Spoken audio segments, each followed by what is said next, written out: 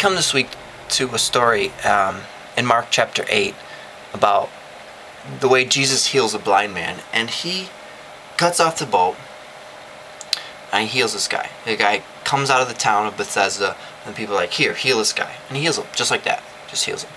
And the story's almost stuck in there like it doesn't matter. Like it's just a 4-verse write-off of a story. But I believe that God is getting at deeper issues. Not just he can heal blind dudes, but he can heal our spiritual blindness. And this is what I mean. Previous verses, the disciples, they're like totally blind, and Jesus is trying to teach them. They totally don't get it. Jesus is like, don't you hear? Don't you have eyes that you can see with? Are your hearts hard? And he just goes off on them. Then comes this story about the blind man, and then immediately after this story of the blind man, the disciples are saying to Jesus, you are the Messiah. It's like their eyes are finally open.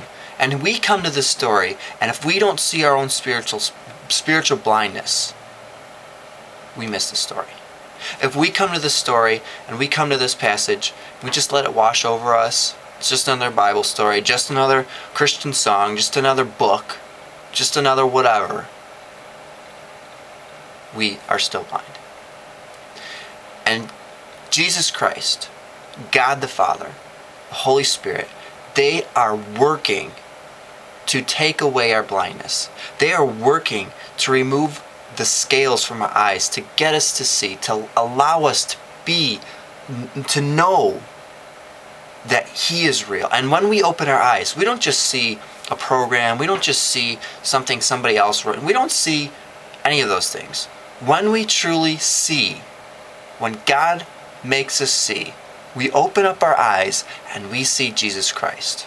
And we realize that everything else doesn't matter, but it's all about Jesus. And that's the goal. It's not about anything else. The entire universe was made and created for God's pleasure, for Jesus' happiness. Not for ours, for His.